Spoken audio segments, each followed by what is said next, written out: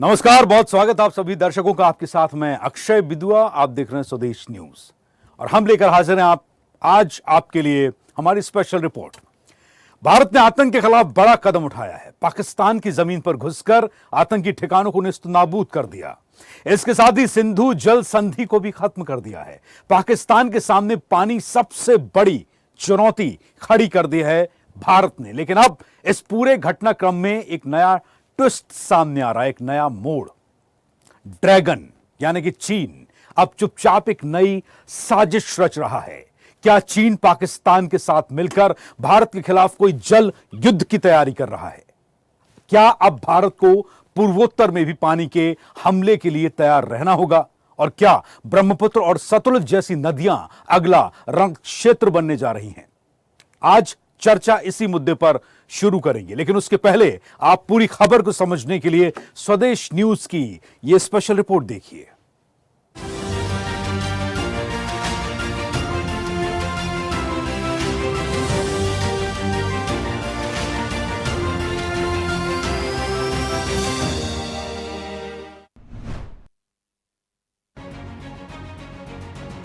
भारत और पाकिस्तान के बीच भले ही सीज फायर हो गया हो, लेकिन खतरा अभी टला नहीं है, बल्कि आने वाले दिनों में भारत के सामने एक नया मोर्चा खुल सकता है।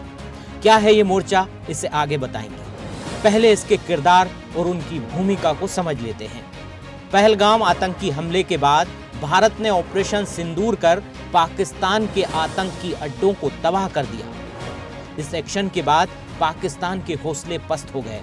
वो निर्णय नहीं ले पा रहा था, लेकिन चीन से मिली एक शह के बाद उसने भी भारत पर जवाबी कार्रवाई करने की हिमाकत कर डाली, जिसका उसे खामियाजा भुगतना पड़ा। आतंकवादियों ने भारत की नारी शक्ति को चुनौती दी है। ये चुनौती आतंकवादियों और उनके आकाओं के लिए काल बन गई है। काल जहां पाकिस्तान की सेना ने सोचा तक नहीं था, वहां आतंकी ठिकानों को हमारी सेना ने मिट्टी में मिला दिया। अब घर में घुसकर भी मारेंगे और जो आतंकियों की मदद करेगा उसको भी इसकी भारी कीमत चुकानी पड़ेगी। अगर तुम गोली चलाओगे तो मान के चलो, गोली का जवाब गोले से दिया जाएगा। भारत के कड़े प्रहार से पाकिस्तान घुटनों पर आ गया और सीज फायर पर मजबूर हुआ। लेकिन इस दौरान दुनिया के सामने चीन की चालाकी भी एक्सपोज हो गई। भारत पाक तनाव के बीच चीन ने खामोशी से पाकिस्तान को न सिर्फ उकसाया, बल्कि हथियार और गोला बारूद भी सप्लाई किए। ड्रैगन की चालाकी किसी से छिपी नहीं है, लेकिन अब चीन नई चाल चलने की फिराक में है। वो ऐसे कि पहलगाम में 26 हिंदुओं के कत्लेआम के बाद भारत ने पाकिस्तान पर एक्शन लेते हुए सिंधु जल संधि को रद्द कर दिया था। यानी भारत ने पाकिस्तान जाने वाली नदियों का पानी रोक दिया। इसे लेकर पाकिस्तान आए दिन भारत को गीदड़ भभकी भी दे रहा है। सिंधु जल संधि खत्म होने के बाद पाकिस्तान में पानी को लेकर हाहाकार मचा हुआ है। पीएम शहबाज शरीफ सिंधु जल संधि पर बातचीत करने को लेकर दुनिया भर में चक्कर लगा रहे हैं, तो भारत से भी बातचीत की गुहार लगाई है। लेकिन दूसरी तरफ इस तनाव का असर चीन के साथ भी दिखने लगा है। ताजा रिपोर्ट्स बताती हैं कि चीन ने पिछले कुछ साल से भारत के साथ सतलुज और ब्रह्मपुत्र नदियों से जुड़ा डेटा साझा करना बंद कर दिया है। चीन अपने हिस्से में ब्रह्मपुत्र नदी के ग्रेट बेन कैनियन की खड़ी ढलान पर एक सुपर मेगा बांध बना रहा है। भारत के चीन के साथ व्यापारिक संबंध है, लेकिन चीन ने पाकिस्तान में भारी निवेश भी कर रखा है। इसलिए पूरी संभावना लगती है कि वो पाकिस्तान को पानी के लिए भारत पर दबाव बना सकता है। इनडायरेक्ट एक्शन हमने देखा 1965 में युद्ध में, 1971 में और कारगिल के समय एक इनडायरेक्ट रोल उन्होंने अपनाया। लेकिन अभी चीन का चाइना पाकिस्तान इकोनॉमिक कॉरिडोर बनाया था। कुछ $50 बिलियन का उन्होंने ऑलरेडी इन्वेस्ट किया इस इंफ्रास्ट्रक्चर प्रोजेक्ट्स में। तो अभी उनका कुछ 35,000 लगभग वर्कर्स हैं जहां पे सीपेक प्रोजेक्ट्स पे काम कर रहे हैं। चीन के कब्जे वाले तिब्बत से ब्रह्मपुत्र और सतलुज नदियां बहकर भारत आती हैं। ब्रह्मपुत्र हमारे पूर्वोत्तर राज्यों की जीवन रेखा मानी जाती है। अगर चीन इन नदियों का जल प्रवाह रोकता है और उत्तर भारत में भारी जल संकट खड़ा हो सकता है। इसके साथ ही मानसून के दौरान बाढ़ की चेतावनी दिए बिना इन नदियों का पानी छोड़ा जाता है तो भी ये भारत में तबाही का सबब होगा। हालांकि इस मामले में चीन चुप्पी साधे हुए है, लेकिन ये चुप्पी सामान्य नहीं मानी जा सकती, खासकर जब चीन का पाकिस्तान से इतना गहरा रिश्ता हो। सवाल ये भी है कि अब पाकिस्तान और चीन मिलकर पानी को हथियार बना सकते हैं। अब भारत के सामने सवाल ये है कि क्या पाकिस्तान और चीन मिलकर पानी को हथियार बना सकते हैं? यदि ये आशंका सही है तो भारत सरकार को भी जल्द ही सैन्य और कूटनीतिक मोर्चों के साथ ही चीन से बहकर आने वाली सभी नदियों की सहायक नदियों पर छोटे बांध बनाकर पानी भंडारण की तैयारी शुरू कर देनी चाहिए। विजय नंदन, स्वदेश न्यूज।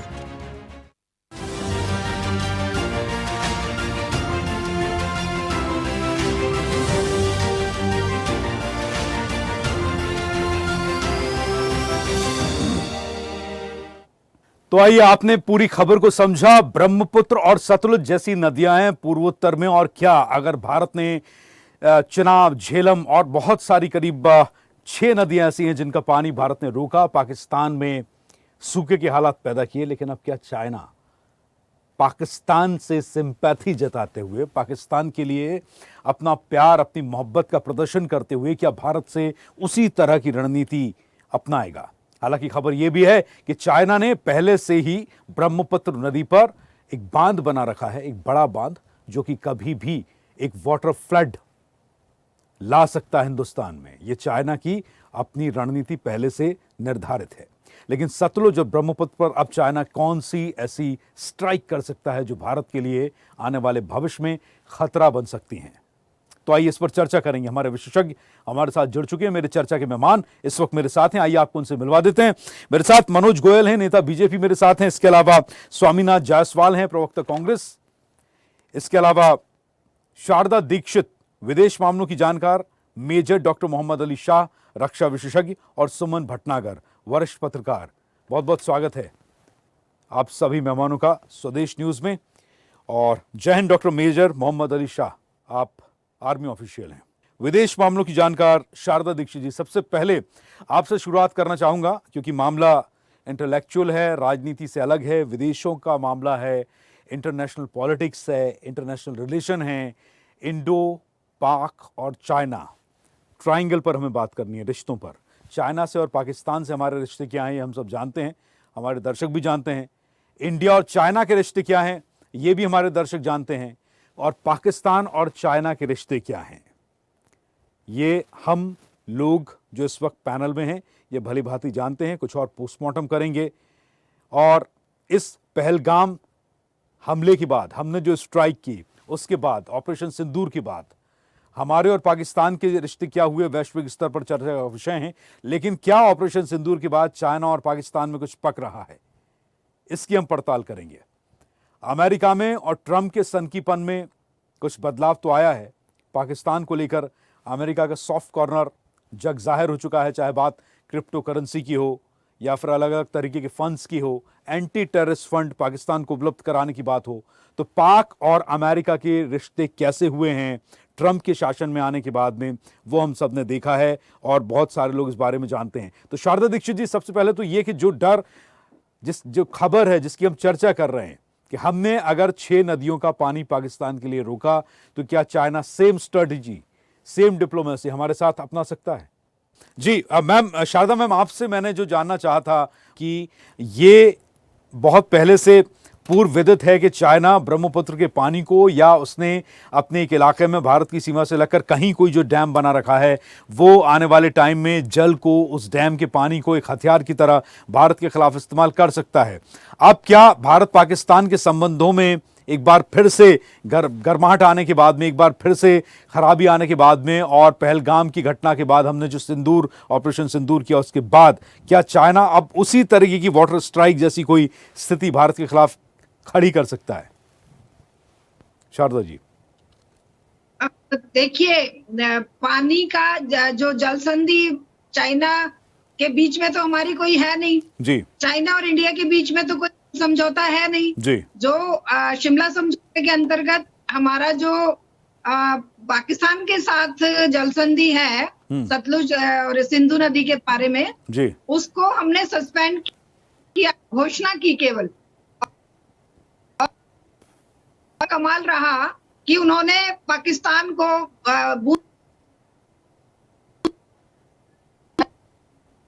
नहीं, रियल में ऐसा कुछ घटित हुआ हो ऐसा समझ में नहीं आता है। लेकिन ये जो तहलका मचाया जाता है हमारे मीडिया के द्वारा, इस पर विचार करने की जरूरत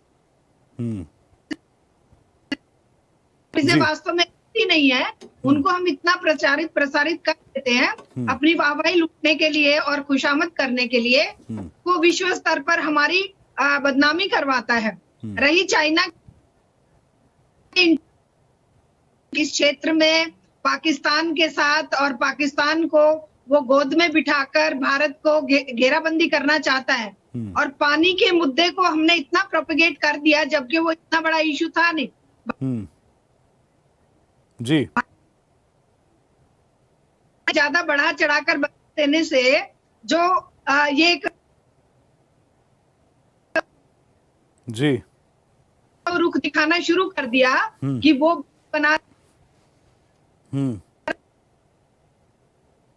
सकता है, भारत के पानी को एकदम से छोड़ के हमारे नॉर्थ ईस्ट के क्षेत्र में बाढ़ ला सकता है। तो ये भी एक तरह का प्रोपेगेंडा ही समझिए, क्योंकि इतना आसान चाइना के लिए भी ये करना नहीं होगा। तो समस्याओं से ध्यान भटकाने के लिए ये समय समय पर इस तरह के शगुफे छोड़े जाते हैं जिससे मेन मुद्दों को छोड़कर वहां पर डाइवर्ट हो जाए।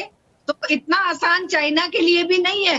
पानी को प्राकृतिक मैम, एक जो डैम की बात है, जो हम डैम की बात अक्सर सुनते हैं कि कहीं भारत की सीमा से लगकर चाइना ने एक बड़ा डैम बनाया है, और यहां तक आप अगर इसे प्रोपोगेंडा कह रहे हैं तो एक खबर ये भी है, एक इस तरह का इनपुट है कि वो इतना बड़ा डैम है, इतना गैलन पानी उसमें स्टोर करके रखा गया है कि उस इलाके में धरती के घूमने की रफ्तार तक धीमी हो गई है। क्या आपने कहीं इंटरनेट पर ये पढ़ा लिखा सुना है?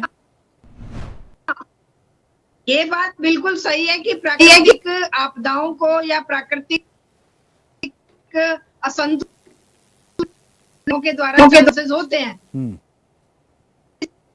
हरकत करता है चाइना, तो ये भारत के लिए भी बहुत बड़ी भयंकर बात होगी। और इसके लिए हमें कूटनीतिक रूप से पूरे विश्व स्तर पर इसके लिए बात उठानी चाहिए यूएनओ में, और इस चीज को लेके हमें लड़ाई आगे जारी रखनी चाहिए। इसका समाधान हमारे डिप्लोमेटिक तरीके से होगा, क्योंकि हम मुकाबला तो चाइना का नाम लेने से हम डर रहे हैं, तो मुकाबला तो हम कहाँ करेंगे। तो इसलिए हमें डिप्लोमेटिक रास्ते ऐसे निकालने चाहिए कि ये जो पानी मासूम लोगों के लिए तबाही का कारण बन जाता है। अगर हम सिंधु नदी का पानी पूछते हैं तो भी पाकिस्तान के लिए जनमानस में त्राही होती है, और अगर यहाँ पर हमारे ब्रह्मपुत्र की बात भी अगर आती है तो वहां पर भी स्थिति आम जनता के लिए बहुत ही भयंकर पैदा हो जाएगी। और एक जो इकोलॉजी उन मुद्दों को सीरियसली पर खाली बातें करके और मतलब जनता को इसमें उलझाने की है। असल में हमारा ना तो पड़ोसियों के साथ हमारा जो एक सह अस्तित्व का सिद्धांत है पंचशील के ऊपर हम लोगों ने जो समझौता किया हुआ है, ना तो हम उसमें सफल हो पाएंगे, और ना ही हम पाकिस्तान जैसे आतंकवादी देश पर कोई रोक लगा पाएंगे, क्योंकि वो गोदी में जाकर बैठ जाता है चाइना और अमेरिका या नाटो जैसे संगठनों की में। तो हमें अपने डिप्लोमेटिक स्टैंडर्ड, डिप्लोमेटिक हमारा जो पक्ष है वो इतना मजबूत होना चाहिए कि हम अकेले ना पड़ जाएं, चाहे वो हमारे सामरिक हितों की बात है, चाहे वो हमारे जल बंटवारे की बात है, चाहे वो हमारे ऊपर इस तरह के आतंकवादी हमलों पर रोक लगाने की बात है।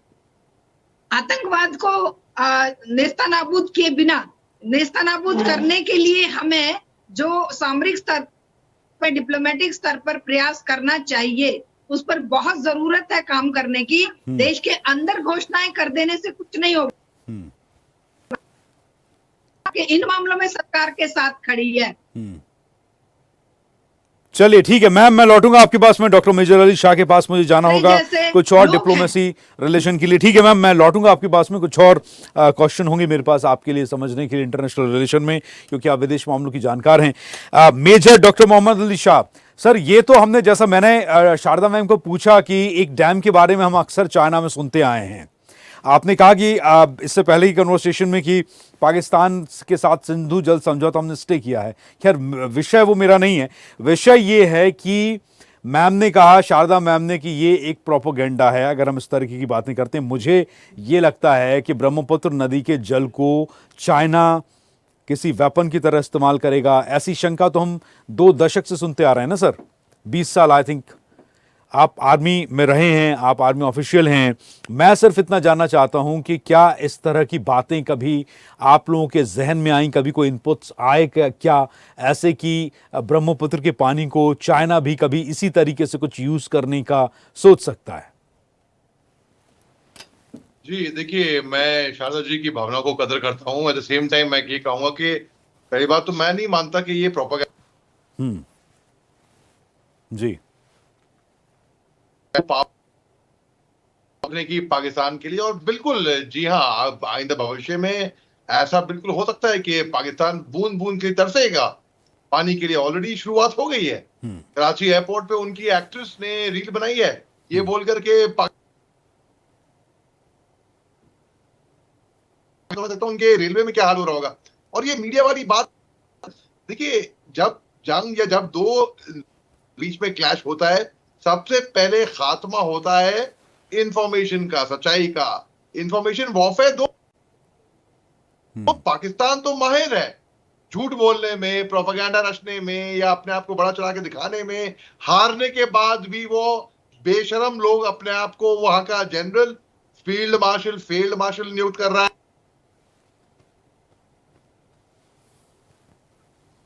कह रहे हैं जीत हमारी हुई। मैं नहीं समझता क्या हो सकता है। हमारी ये कमी है कि हम सच्चे हैं, हम ईमानदार हैं जी। चीन के साथ तो कोई हमारा समझौता हुआ नहीं पानी को लेकर। हाँ, पाकिस्तान को स्ट्रेटेजिकली लार्जर पिक्चर में हम देखें, पाकिस्तान एक बचपना का खेल खेल रहा है।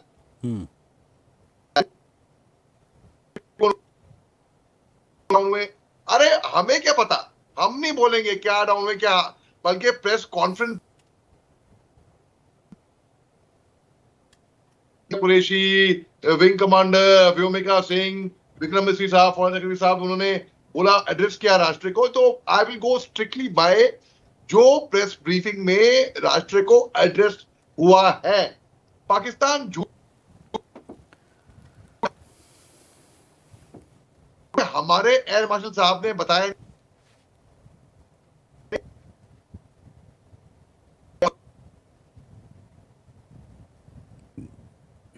किया और उनको सटीक तरीके से नष्ट किया। केवल उसके बाद मिलिट्री टाइप इन्होंने हमारे मिलिट्री के साथ पंगा लिया, हमने इनकी बैंड बजाई। अब अगर हम स्ट्रेटेजिकली देख लें तो जी हाँ, पानी बहुत बड़ा हथियार है। यानी कि जब बारिश आए तब आप झेलम नदी को छोड़ दो, जब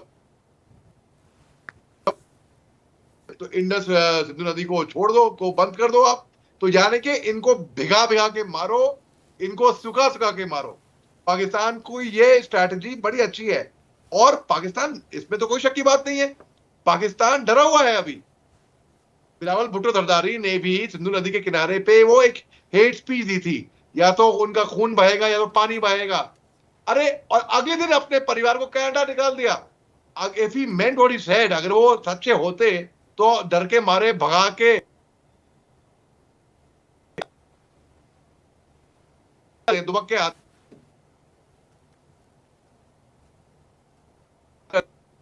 टॉप सोसाइटी के लोग हैं, वो तो अपने परिवार को बाहर भेज रहे हैं क्योंकि उनको मालूम है कि पानी नहीं आएगा यहाँ पे, पता नहीं हिंदुस्तान हमारे पे कब हमला कर दे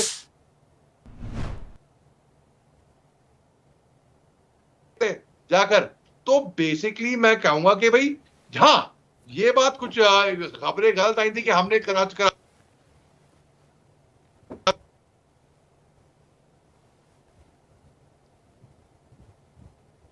है, वो दिखाए दर्शकों को, मोराल भी ऊंचा रहेगा और दुश्मन जो है पाकिस्तान वो डूबता रहे, डूब के वो खाक हो जाए। बिल्कुल मैं ये कहूंगा जी।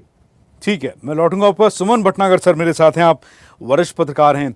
सुमन भटनागर जी, इस पूरे मामले में दो तरह के मत हमारे इस डिबेट में अभी तक दिखाई दिए। शारदा मैम और डॉक्टर मेजर अली शाह से हमारी बात हुई, तो आपका इस मामले में क्या पक्ष है कि पाकिस्तान में के साथ हमने जो जल समझौते रद्द किए, इसके बाद चाइना पाकिस्तान के संबंधों के साथ दोनों मिलकर अब क्या कुछ भारत के खिलाफ साजिश रची जा सकती है?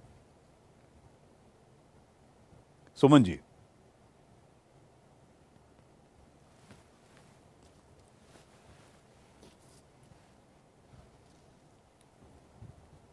माइक म्यूट है सर आपका। जी सुमन जी, आपका आवाज, आपका माइक जो है एप्लीकेशन में, आपके फोन की एप्लीकेशन में बॉटम में सबसे नीचे, उसे अनम्यूट कर दीजिए।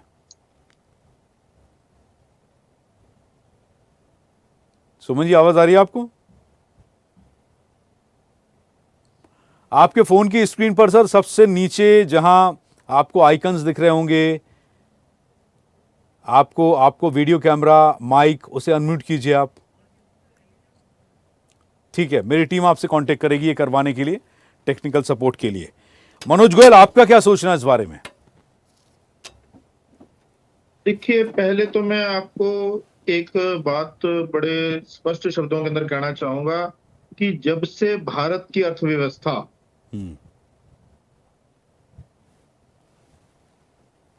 देशों के अंदर खलबली मच गई है और उसका सबसे बड़ा भी जब जापान को पीछे छोड़कर आगे आया, तो चाइना एक ऐसी कंट्री है और यूएस ऐसी कंट्री है जो अपने बराबर किसी को नहीं देखना चाहते। और जिस स्पीड से, जिस तीव्र गति से भारत अर्थव्यवस्था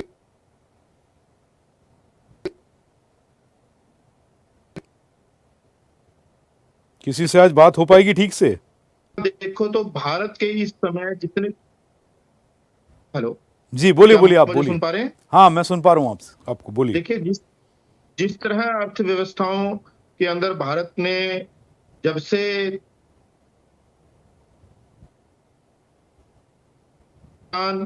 जैसे देश जो हमेशा से ही भारत के खिलाफ रहे हैं और भारत पाकिस्तान के खिलाफ रहा है शुरू से ही, तो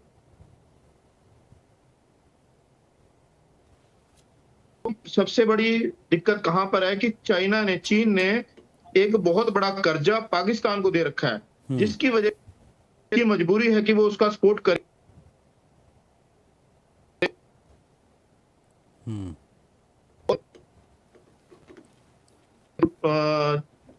अपना चीन अपना एक जो पुल जो उन्होंने बांध बनाया है, उस बांध का मकसद भारत को नुकसान पहुंचाना है। तो उसके लिए भी भारत की सरकार हमारे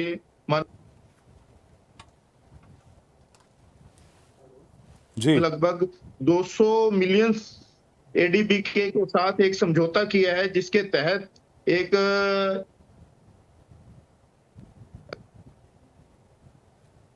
ऋण की जरूरत पड़ेगी। वो समझौता लगभग हो चुका है और ये एक मीडिया चैनल की मार्फत हमें जानकारी मिली है।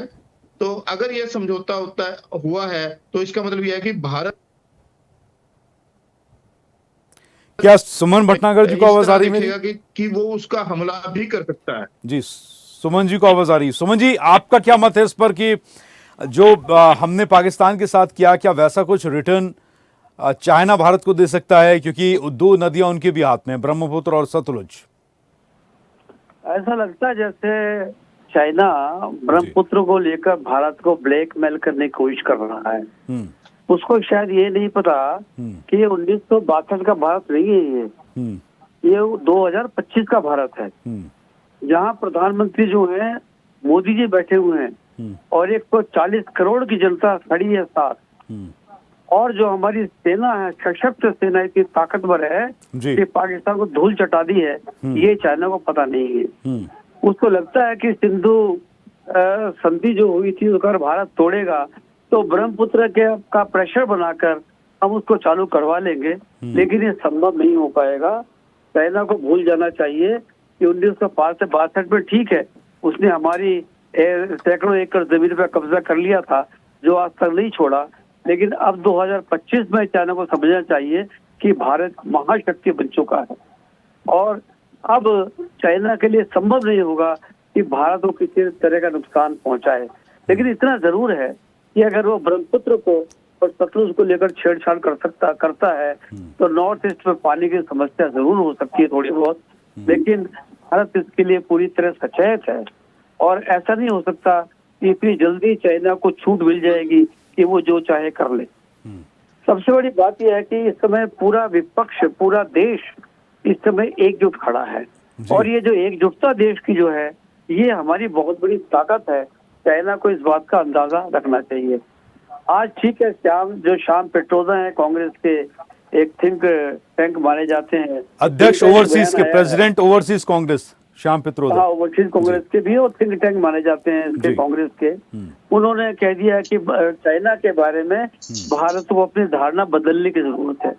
अब पता नहीं किस संदर्भ में कहा उन्होंने, भाई धारणा कैसे बदले, हम तो बात से देख रहे हैं हमारे नहीं क्या ये सेम पित्रोदा चाइना की तरफदारी पहली बात तो कर क्यों रहे हैं? क्यों सोचे हम कि चाइना के लिए हम अपनी धारणा बदलें? इतना फुर्सत है इंडिया के पास? इतना काम रह गया है? गलत रह गया, गलत है ये, और भाजपा ने कंडम भी किया है इसको और देश भी कंडम करेगा इसको। नहीं, और ये कौन से चाइना के राजदूत सैम पित, मुझे समझ में यही नहीं आता कि भाई ये कौन से चाइना के राजदूत बन के आ गए हैं? चाइना इतनी पता, हमें डॉक्टर शाह पूरा डेटा बता पाएंगे कितने हजार स्क्वायर किलोमीटर जमीन पर चाइना ऑलरेडी इंडिया में एंट्री कर चुका है? अभी अभी आपने भी बताया कि 62 के युद्ध के बाद में इतने बड़े भू खंड पर कब्जा करने के बाद अभी तक उसे खाली नहीं किया गया है। उसके बाद ये सैम पित्रोदा टाइप के लोग आ जाते हैं और आप चाइना के दूत बन गए, क्यों भाई? नहीं, ये मामला राजनीति और कूटनीति जुड़ा हुआ है, इसको श्याम पित्रोदा का लेना देना क्या है? और हम चाइना के बारे, आप सैम पित्रोदा पहले इंडियन है या चाइनीज है? हम क्यों बदलें अपनी विचारधारा उनके बारे में? हमारी आंखों में पट्टी तो बंदी नहीं कि चाइना क्या कर रहा है इतने दिनों से हमारे साथ। बिल्कुल सही है, बिल्कुल सही बोल रहे हैं आप, बिल्कुल सही बोल रहे हैं आप। क्यों सोचे भाई हम उनके बारे में? हम ये सोचे कि अब चाइना से हमारा इंपोर्ट कैसे बंद करना है, हम ये सोचे कि चाइना से हमारा एक्सपोर्ट कैसे बंद करना है। हम क्यों धारणा बदलें भाई? हाँ, अब तो कांग्रेस को सोचना चाहिए कि अगर इस तरह के नेता आप रखोगे तो उससे बदनामी होगी, फायदा थोड़ी होगा आपका, बदनामी हो रही है उसकी पूरे देश में नाराजगी है इस बात से। चाइना धमकी दे रहा है ब्रह्मपुत्र पानी के रोकने का और आप कहते धारणा बदलो चाइना के प्रति। हाँ सर, वो हम पानी पर आते हैं वापस, वो थोड़ा सा आवेग में, क्योंकि मेरे अंदर का भी पेट्रोटिज्म जाग जाता है ना ऐसी बातों पर कि 62 से हम लड़ाइयां लड़ रहे हैं और आप कह रहे हैं कि धारणा बदल दो। गजब लोग हैं इस देश में, बहुत गलत बात है, बहुत गलत बात। चलिए हम पानी पर आते हैं सर। हाँ, ब्रह्मपुत्र के बारे में आप कुछ कह रहे थे जी। जी आ रहा हूँ जायसवाल साहब, बिल्कुल समय मिलेगा आपको जी। पानी की बात कर लें जरा जी। मैं आपको बताता हूँ जी, आप जाग गया है तो जगह मैं आता हूँ भटनागर जी के पास से लौट के आता हूँ जी। सुमन भटनागर जी, आप पूरा कीजिए, वो क्या है कहानी पानी की? देखो, पानी का एमओयू, हालांकि कुछ मेरे ख्याल मुझे जहाँ तक जानकारी है एमओयू साइन हुआ था इसको लेकर, ब्रह्मपुत्र को लेकर भारत और चाइना के बीच में। हालांकि मुझे मेरी जानकारी जहाँ तक है वो एक्सपायर भी हो चुका है थोड़ा सा, जो एमओयू हुआ था अभी तक। लेकिन इतना जरूर है कि ब्रह्मपुत्र एक जीवन रेखा तो है ही नॉर्थ ईस्ट की। जिस तरह सिंधु का पानी रोककर हम पाकिस्तान को बिल्कुल तंग करना चाह रहे हैं, अगर ब्रह्मपुत्र का पानी रोकेगा या पानी छोड़ेगा, अगर ब्रह्मपुत्र के डैम में पानी ज्यादा भर लिया, जो बहुत बड़ा डैम है उनके पास वो ब्रह्मपुत्र के ऊपर, अगर पानी छोड़ दिया तब भी दिक्कत है, बाढ़ आ जाएगी, और पानी रोक लिया तब भी दिक्कत है। तो इस तरह से ब्लैकमेल करना चाहता है ब्रह्मपुत्र को लेकर, लेकिन अब वो टाइम निकल गया चाइना का कि ब्लैकमेल कर लेगा भारत को। अब बहुत ताकतवर है भारत, पूरा विश्व खड़ा है। हो सकता दूसरा देश हो सकता भारत के साथ ना हो, लेकिन पूरा विश्व का जनमानस जो है वो भारत के साथ खड़ा है। हिम्मत नहीं है मोदी के होते हुए किसी की कि आसानी से ब्रह्मपुत्र का पानी रोक ले, संभव नहीं है ऐसा। ये ठीक है कि चाइना ताकतवर है, बहुत बड़ा फौज उसके पास है, बहुत उसके पास हथियार है उसके पास, इसमें कोई तो है नहीं, लेकिन भारत कमजोर थोड़ी है, कोई इतना कमजोर थोड़ी है कि भारत के तो उसके दबाव में आ जाएगा चाइना, पॉसिबल। भारत आज बहुत ताकतवर है, चाइना को सोच कर रखना चाहिए, भाई 62 नहीं है, ये 2025 है, तुम्हें दिखा देंगे रास्ता कहाँ जाता है चीन का रास्ता और कहाँ जाता है पाकिस्तान का रास्ता। ठीक है, चलिए लौटूंगा जी। आप कुछ कह रहे थे, गोयल साहब कौन बोला था कि मैं आपको बताता हूँ? गोयल साहब थे या स्वामीनाथ जायसवाल थे? मैं बोल रहा था। अच्छा जी, जायसवाल साहब बताइए। देखिए, आपका खून खौलना बहुत बढ़िया है, खून खौलना भी चाहिए। देश के लिए खून सबका खौलता है, हमारे अंदर खून है, भरा खून है। पहली बात तो जिनपिंग को झूला साबरमती के तट पर झूलाने का काम, बनार शांति कराने का काम माननीय जो देश के यशस्वी प्रधानमंत्री 56 इंच की सेना वाले, जो 8 बार ट्वीट अमेरिका का आता है,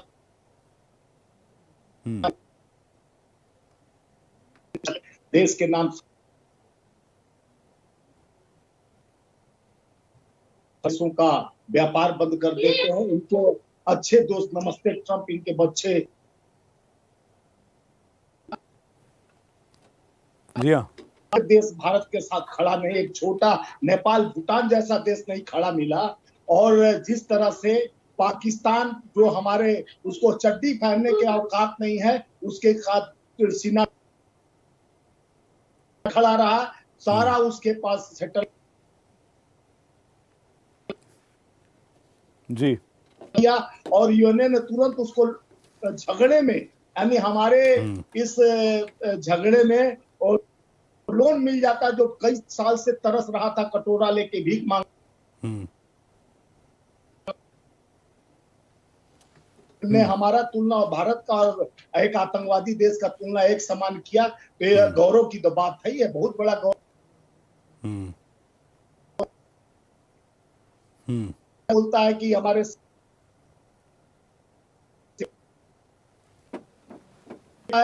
मध्य प्रदेश का कि ठाकरे बोलता है कि पूरा जायसवाल साहब, मुझे आपकी बात पूरी सुननी चाहिए, आपको मुझे आपकी बात पूरी सुननी भी है। स्वामीनाथ जायसवाल, मैं उस पे आ रहा हूँ, सुनिए। हाँ। जिस तरह से आपका खून खौला तो मेरा भी खून खौलता है। तो सिंदूर हमारे अंदर ने खून है, जज्बा है देश के लिए, त्याग तपस्या। सर, मुझे आपको फोन पर जोड़ना है क्योंकि मेरी बड़ी इच्छा है कि मैं आपको सुनूं, लेकिन वीडियो के साथ आपकी आवाज व्यवधान उत्पन्न कर रही है। कृपया मुझे थोड़ा समय दें, मेरी तकनीकी टीम। समय दीजिए। नहीं, बिल्कुल देंगे सर, मैं फोन पर पूरा समय ले रहा हूं, ऑडियो कॉल पर कनेक्ट कर रहे हैं आपको पूरा समय देंगे क्योंकि आवाज ब्रेक हो रही है और हमारे दर्शक और मैं दोनों आपको नहीं सुन पा रहे हैं। और बहुत जरूरी है जो आप बोल रहे हैं, आपकी भावनाओं की मैं कदर करता हूं और मैं एक डिबेट पसंद करता हूं जो बिल्कुल बैलेंस हो। एक तरफ झुके हुए तराजू को मैं खराब मानता हूं, मुझे लगता है कांटा बीच में रहना चाहिए, वजन दोनों तरफ बराबर होना चाहिए। अप एंड डाउन होता रहे वो ज़्यादा स्वाभाविक प्रतीत होता है। गोयल साहब, आप बोलेंगे और मुझे उम्मीद है कि आपकी आवाज़ में किसी तरह का व्यवधान उत्पन्न नहीं होगा जिससे आज हम जूझ रहे हैं। ये क्यों है तकनीकी खराबी? अब से कुछ ही देर पहले अभी रात का करीब 8:45 बजने को है। प्रधानमंत्री नरेंद्र मोदी आज 11 से लेकर 2 बजे तक, 1:30 बजे तक भोपाल में ही थे। यहाँ लोकमाता देवी अहिल्याबाई की 300वीं जयंती मनाई गई और उसे महिला सशक्तिकरण दिवस के रूप में मनाया गया। तो मुझे लगता है कि आज कुछ रहा होगा, बहुत सारे आगंतुक बाहर से, बड़ा ट्रैफिक आज भोपाल में था, तो मे बी नहीं, आपकी आवाज बिल्कुल लेंगे स्वामीनाथ जी, लेकिन ऑडियो कॉल पर कनेक्ट कर रहे हैं आप इनको। विजय मनोज गोयल, हम समझ रहे हैं, आवाज बंद हो जाता है, आवाज सुनने। अरे सर, तो आप फोन तो उठाइए, हमारी टीम कह रही है कि आप फोन डिस्कनेक्ट कर रहे हैं। भारत का गौरव पीसीआर से हमारे गेस्ट कोऑर्डिनेशन के लोग आपको कॉल कर रहे हैं, लेकिन आप कॉल डिस्कनेक्ट कर रहे हैं। ऑडियो कॉल ले लीजिए ना, वीडियो तो हम देख ही रहे हैं आपका। आप अपनी आवाज ऑडियो पर बोलिए ना, हम साफ सुन पाएंगे आपको। जो कॉल आ रहा है लैंडलाइन भोपाल का 077 कोड आ रहा होगा उस पर, उसे पिक कीजिए आप। मनोज गोयल साहब, आप कंटिन्यू कीजिए। जायसवाल साहब को हम बिल्कुल लेकर आएंगे इस डिबेट में, उनके बिना हम यहाँ ब्रेक नहीं लेंगे आज। बोलिए आप। आवाज जितनी तेज लग रही है तो किसी आर्मी वाले मिलिट्री वाले से जब बैठे तो उनसे पूछिएगा कि देश के लिए क्या हुआ है, आर्मी को क्या मिला है। को कमजोर करने का काम भाजपा ने किया है। ठीक है, जायसवाल साहब के पास ऑडियो कनेक्ट हुआ क्या उनका कॉल? आप कॉल नहीं उठा रहे हैं। पर देश की मिलिट्री, देश का आम जनमानस उसके ऊपर अभिमान प्रकट कर रहा है, जिसके अंदर जो उनको सिंदूर का जो ऑपरेशन हमारी सेना ने किया, हमें उसके ऊपर गर्व है। ये कांग्रेस की सरकार नहीं है जो उनसे हर जगह अपने सैनिकों को पीछा दिखाने की कोशिश।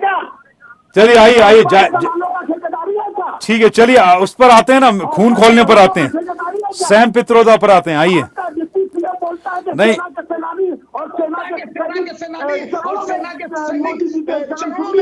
ऑडियो बढ़ाइए, वीडियो कम करके ऑडियो बढ़ाइए। जी बोलिए, आप बोलते रहिए, मैं अपना काम कर रहा हूँ जी। हमारी देश की बेटी को कहता है कि आतंकवादी की बहन है, उसी के भाषा में उसी आतंकवादी के बहन को भेज के हम मरवाए। इस तरह का भाषा का प्रयोग करते हैं। वही मध्य प्रदेश में आज भोपाल गए थे माननीय प्रधानमंत्री, क्यों नहीं मंत्रियों का इस्तीफा दिए? और हरियाणा का एक राज्य नहीं, लेकिन ये चाइना जो ब्रह्मपुत्र का पानी रोकने की तैयारी कर रहा है, डैम बनाया इसलिए नहीं है कि उसको ब्रह्मपुत्र के पानी का उपयोग करना है, वो तो एक वाटर बॉम्ब की तरह इस्तेमाल करने की प्लानिंग कर रहा है। लेकिन ये सेम पित्रोदा ये क्यों बोल रहे हैं कि आप धारणा बदल लीजिए, हम दुश्मन के प्रति क्या फूलमाला लेकर चलने लगे, गुलदस्ता सजा लें क्या हम? आप लोग कैंपिंग जो चाइना के राष्ट्रपति को जो साबरमती पे झूला झुलवाए थे, हाँ। तो आरती और बंधन किए थे, और चाइना निरंतर घुसते जा रहा है। इनका आवाज नहीं प्रधानमंत्री के चाइना के खिलाफ आता है। 8 बार ट्वीट करता है नमस्ते ट्रंप करने वाले को, ट्रंप के ट्वीट पर जवाब नहीं देश को देते हैं, और देश बोलता है कि एक बार संसद तक विपक्ष बोलता है कि चालू करके देश के सेना का सम्मान होना चाहिए और नकली देशभक्ति नहीं दिखाना चाहिए। और जाके बिहार के चुनाव से चुनावी भाषण देकर और पोस्टर लगवा के मोदी जी जो दिखा रहे हैं कि सेना के तीनों सेना के सेनापति अध्यक्ष का चलिए ठीक है, ठीक है, का फोटो लगाते, सिंह का फोटो लगाते, अपना फोटो लेकर लगाकर रेलवे टिकट के उस पर भी फोटो है, ऑपरेशन सिंदूर लिखा जा रहा है। पेट्रोल पंप पर भी बड़े बड़े पोस्टर पर लगा के मोदी जी को ड्रेस पहना का आर्मी का जैसे सेना के नायक बन गए हैं। इस तरह से सीज फायर हुआ देश जानना चाहता है। चलिए सर, हमारा मुद्दा है डिबेट का, हमारा मुद्दा जो है वो इंटरनेशनल रिलेशन है। आप लोग तो देश पर आ गए। आपने छेड़ा है कहा चीन के ब्रह्मपुत्र और सतलज नदी की बात, और जो हम लोग यहाँ का जल समझौता तोड़ने की बात कर रहे हैं, और उस बात पर हमारी चर्चा की। आपने इस बात को आगे बढ़ाया। नहीं तो वो चाइना के साथ में कोई इंटरनेशनल मोदी जी का हम गुणगान करते हैं। नहीं मैं गुणगान, अरे आप कनेक्शन समझ नहीं पा रहे स्वामीनाथ जायसवाल। प्रॉब्लम ये है कि जो इंडियन ओवरसीज कांग्रेस के जो ओवरसीज के अध्यक्ष हैं, उन्होंने कह दिया कि आप चाइना को गले लगाओ। पहलगांव की बेटियों को न्याय मिला क्या? सिंदूर का पराक्रम बता रहे हैं, लेकिन पहलगांव का 4 आतंकवादी जो घुस के आए थे, उनका पोस्टर जारी हुआ, वो जमीन निगल गया कि आसमान निगल गया, उनका आज तक पता नहीं चला। इस तरह से आप देखे होंगे 268 किलो पुलवामा में आरडीएक्स कन्वे में आ जाता है। 1700 SIT रिपोर्ट आया, 1700 कन्वे का पेज था, उसमें अम्बेडकर के मालिक का नाम और किसमें अम्बेडकर गाड़ी कैसे कन्वे में आया, 268 किलो आरडीएक्स का आया, आज तक नहीं पता चला। तो किस तरह का देश देख रहा है, जान रहा है, छप्पन इंच के सीना को भी संभाल रहा है। 3 बार प्रधानमंत्री के पद पर देश को किस तरह से गुमराह किया जा रहा है। जब हमारे सेना के नायकों ने पाकिस्तान को नस्ताबूद करने के लिए ठान लिया था, तो उसको सीज फायर कर दिया गया, और अमेरिका अपना प्रोपेगेंडा एजेंडा चला रही है। अपने कुछ उद्योगपति साथियों को जिस तरह से आगे बढ़ाने के लिए सहयोग किया जा रहा है। चीन का अवकाश, चीन को आप 2025 का भारत है, तो आपके साथ 76 देशों का बार बार जाना, एक भी देश खड़ा होकर कहा भारत न ठोकर कि मैं भारत के साथ खड़ा हूँ। कोई चलिए। नहीं बोलने आया, कोई खड़ा नहीं हुआ। ठीक है, हमको भी शर्म आती है ठीक कि है, हम पूरे देश के खरबों रुपए ठीक है। खर्च करके मोहम्मद मेजर अली शाह, बनना चाहते थे, डॉक्टर विश्व गुरु मेजर बनने के डॉक्टर बाद मोहम्मद अली शाह। कोई नहीं खड़ा हुआ। सर, आपका एक कमेंट लेना चाहूंगा, समय अब समाप्ति की ओर है। मैं जानना ये चाहता हूं कि अब फाइनली हमारी नीति रणनीति क्या होनी चाहिए, और अब तक जो पाकिस्तान अकेला था, अब अमेरिका मेहरबानी कर रहा है, अब चाइना तो उसके साथ ऑलरेडी है ही, लेकिन अगर ऐसा होता है जिस विषय की हम बात कर रहे हैं, ब्रह्मपुत्र नदी का, चीन मानसून के दौरान हाइड्रोलॉजिकल डेटा देगा, डेटा नदी का जल स्तर, प्रवाह और बारिश इसमें डेटा में शामिल होगी। डेटा देने की अवधि 15 मई से 15 अक्टूबर की है।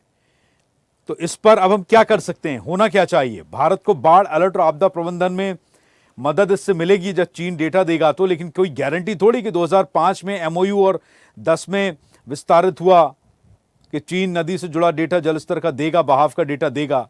जो दुश्मन देश है वो डेटा सही क्यों देगा?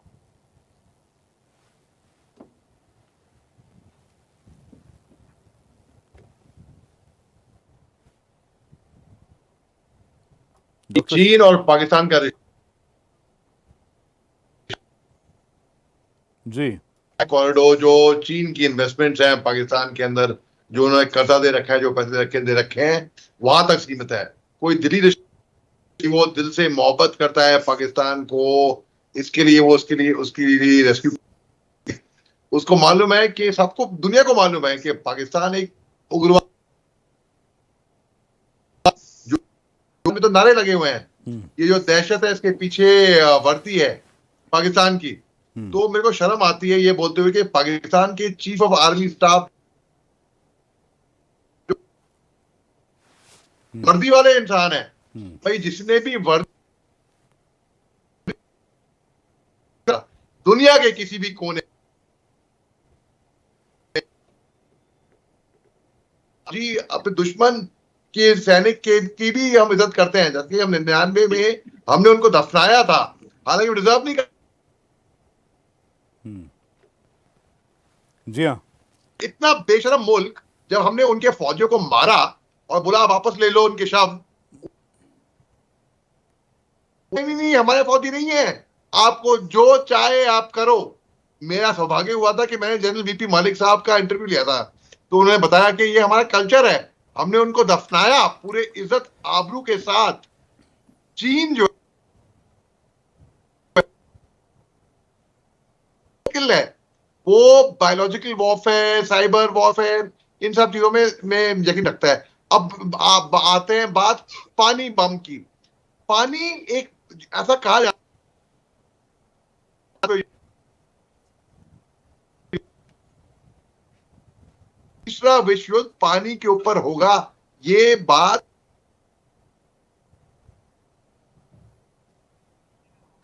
अब पाकिस्तान के अंदर आफत शुरू हो गई है। पाकिस्तान, ये मीडिया वाली बात नहीं है, ये बात फैक्ट है कि पाकिस्तान के अंदर, ठीक है, पाकिस्तान की सेना है, उसने नाक में दम कर रखा है जी खुद ही पाकिस्तान जी के अंदर। ठीक है, और पाकिस्तान की जब सेना, आपने देखा होगा आतंकियों को जब मारा, आतंकियों के जनाजे पे फातिहा पढ़ने की राइट के लिए उनकी सेना वहां पे मौजूद थी, वर्दी के अंदर। शर्म की बात है। आप देखिए आतंक जिसके लिए, और आप खुद कहते हो कि हम खुद आतंकियों से, गुड, बहुत अच्छा पॉइंट आपने रेस किया है डॉक्टर शाह, कि जहां एक तरफ अमेरिका से एंटी टेररिज्म फंड लेते हैं टेररिज्म को खत्म करने के लिए, वहीं सेना उन्हीं आतंकवादियों को सम्मान देने के लिए, क्योंकि मृत्यु में, मैयत में, शोक में और अंतिम संस्कार में तो हम उनके जाते हैं ना जिनसे हमारे संबंध अच्छे होते हैं, हम निभाना चाहते हैं। संबंधों का प्रदर्शन करने के लिए लोग जाया करते हैं, और आतंकवादियों के जनाजे में जब सेना फातिहा पढ़ने के लिए जा रही है, सैन्य अफसर वर्दी में जा रहे हैं, तो आप समझ लीजिए कि वो जो एंटी टेररिस्ट फंड जो दिया जाता है अमेरिका की ओर से, उसका कितना इस्तेमाल होता होगा। समय इससे ज़्यादा इजाज़त नहीं देता मुझे और आप लोगों के साथ अभी इस वार्तालाप को, इस डिबेट को कंटिन्यू करने की। बहुत बहुत शुक्रिया आप सभी का, मनोज गोयल, स्वामीनाथ जायसवाल, शारदा दीक्षित, मेजर डॉक्टर मोहम्मद अली शाह और सुमन भटनागर साहब। जय हिंद सर, बहुत बहुत शुक्रिया आप सभी का हमसे जुड़ने के लिए। तो उम्मीद हम यही करते हैं कि जो डेटा ट्रांसफर की बात हुई थी कि इसके सतलुज और ब्रह्मपुत्र के बहाव का डेटा चाइना देगा, लेकिन डोकलाम समझौते विवाद के बाद में, डोकलाम विवाद के बाद में चाइना ने उस तरह के डेटा देने बंद कर दिए। तो क्या इस मामले को, इस बात को हमें गंभीरता से लेना चाहिए और हमारे वो राज्य जहां से ब्रह्मपुत्र और सतलुज जैसी नदियां बहकर आती हैं, तो हमें चाइना के उस दोगले रवैये से सावधान रहने की जरूरत है, क्योंकि है तो दुश्मन का दोस्त दुश्मन ही। अभी के लिए बस इतना ही। आप देखते रहिए स्वदेश, फिर हाजिर होंगे। नमस्कार। और अपडेट्स के लिए लाइक, फॉलो, शेयर जरूर करें। साथ ही YouTube पर बेल आइकन दबाना ना भूलें और विजिट करें हमारी वेबसाइट swedeshlive.com पर।